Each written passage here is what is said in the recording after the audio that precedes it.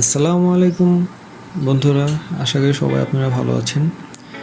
তো আজকে টপিকটি হচ্ছে যে আপনারা অনেকে ওয়ার্ডপ্রেস ইনস্টল করতে চান, অনেকে পারেন আবার অনেকে পারেন না। তো আজকে আমি দেখাবো যে কীভাবে জ্যাম সার্ভারটি কানেক্ট করে আপনারা আপনাদের ওয়ার্ডপ্রেসটা ইনস্টল করবেন। তো এই বিষয়গুলো আজকে আপনাদের দেখাবো। তো আশা করি ভিডিওটি মনোযোগ দিয়ে দেখবেন। তাই আর দেরি না করে চলুন ভিডিওটি শুরু করা যাক।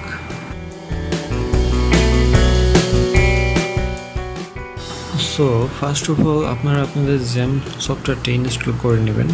তো ইনস্টল করার পর এখানে আপনারা জ্যাম্প সার্ভারটি দেখতে পাবেন। তো এই সফটওয়্যারটি আপনারা ক্লিক করে ওপেন করবেন। তো ওপেন করার পর এখানে দেখতে পাচ্ছেন যে অ্যাপাচি অ্যান্ড MySQL দুটি লেখা আছে। হ্যাঁ, তো আপনারা এই দুইটিতে দেখেন স্টপ লেখা আছে, আপনারা এই দুইটা স্টার্ট দিয়ে দিবেন। স্টার্ট দিয়ে দিলে এই দুই মডিউলটা স্টার্ট দিয়ে দিবেন। দেন এখন দেখতে পাচ্ছেন যে এখানে আপনাদের লোকাল ডিস্ক সি যেটা, ওইখানে আপনাদের জ্যাম সার্ভারটি যেখানে ইনস্টল হয়েছে, তো ওই ফোল্ডারটায় ক্লিক করবেন। ক্লিক করে দেখতে পাচ্ছেন যে এখানে আপনার htdocs লেখা আছে। তো অনেকগুলা ফোল্ডার, তো আমি এখানে R4 দিয়ে একটা ফোল্ডার তৈরি করছি। তো আপনারা আপনাদের মতো যে কোনো নাম দিয়ে নতুন একটা ফোল্ডার তৈরি করে নেবেন। তো ফোল্ডারটি তৈরি হওয়ার পর এখানে আপনারা একটা টেক্সট ডকুমেন্ট নেবেন। তো সেখানে আপনারা index.html নামে একটা এক্সটেনশন ব্যবহার করে ডকুমেন্টটি তৈরি করবেন। তো তৈরি করার পর এখানে আপনারা দেখতে পাচ্ছেন যে ডকুমেন্টটি তৈরি হয়ে গিয়েছে index.html। তো এখন আপনারা সাবলাইন টেক্সট বা যে কোনো নোটপ্যাড প্লাস দিয়ে আপনারা এই index.html এই ফাইলটি ওপেন করবেন। ওপেন করার পর এখানে সাবলাইন টেক্সটের যে ডক টাইপ যে HTML কোডটা আমরা লিখি, তো ওইটা আপনারা ওপেন করে এখানে h1 দিয়ে হ্যালো ওয়ার্ল্ড লিখবেন। তো লেখার পর দেখেন না আপনাদের ওয়েবসাইটে চলে যাবেন। ওয়েবসাইটে চলে যাওয়ার পর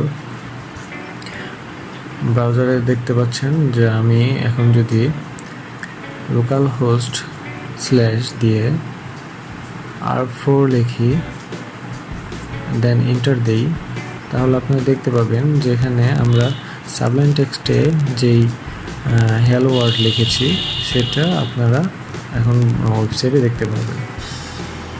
এখন এন্টার ক্লিক করলে দেখতে পাচ্ছেন যে হ্যালো ওয়ার্ল্ড লেখা এখানে। তো এখন আপনাদের কাজ হচ্ছে যে আপনারা ওয়ার্ডপ্রেসের যে আপডেট ভার্সনটা আছে সেটা আপনারা ডাউনলোড করবেন। তো ডাউনলোড করার পর এখানে আপনারা সেই ওয়ার্ডপ্রেসের যে ফাইলটা, এটা আপনারা কপি করে জ্যাম সার্ভারে যে ফোল্ডারটা htdocs আপনারা R4 নামে ফোল্ডারটা তৈরি করেছেন, তো সেখানে আপনারা আপনাদের ওই ওয়ার্ডপ্রেসের ফাইলগুলো পেস্ট করে দেবেন। তো পেস্ট করে দেওয়ার পর আপনারা এখন দেখতে পাবেন যে কীভাবে ওয়ার্ডপ্রেসটি ইনস্টল করতে হয় সেটা আমি এখন দেখিয়ে দেবো।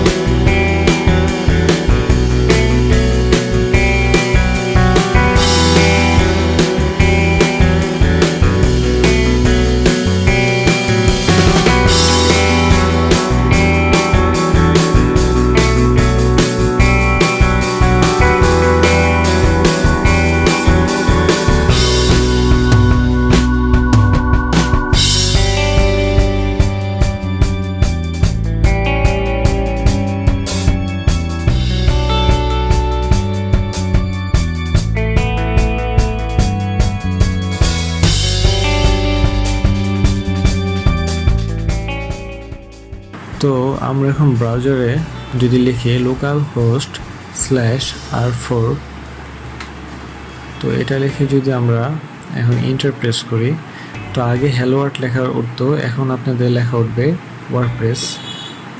দেখেন আপনাদের এখন লেখা উঠবে ওয়ার্ডপ্রেসের ইনস্টলের যে প্রসেসিংটা বা সেট আপ কনফিগারেশনটা, এই লেখাটি উঠতেছে। তো এখানে আপনারা আপনাদের ভাষাটা ইংলিশ দিয়ে কন্টিনিউ করে দিবেন। দেন এখানে লেখা দেখতে পাচ্ছেন যে ওয়েলকাম টু ওয়ার্ডপ্রেস।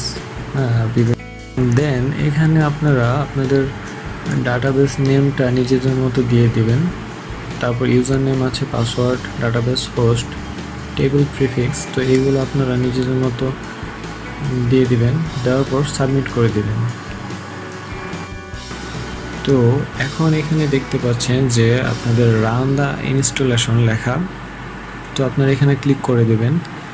তো ক্লিক করার পর দেখতেছেন আমার অলরেডি ইনস্টল করা আছে, তাই এখানে লগ ইন দেখাচ্ছে ডিরেক্ট।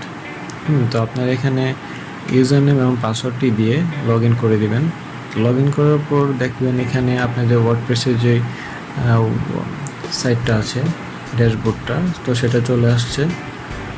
তো আপনারা এইভাবে আপনাদের ওয়ার্ডপ্রেসটি ইনস্টল করে নেবেন। তো খুবই সহজ পদ্ধতিতে আমি আপনাদের দেখিয়ে দিলাম। তো আশা করি ভিডিওটি আপনাদের ভালো লেগেছে। যদি ভালো লেগে থাকে তো অবশ্যই আমাদের চ্যানেলটি সাবস্ক্রাইব করে দেবেন। আজকের মতো ভিডিওটি এখানেই শেষ করছি। তো দেখা হবে পরের ভিডিওতে। আল্লাহ হাফেজ।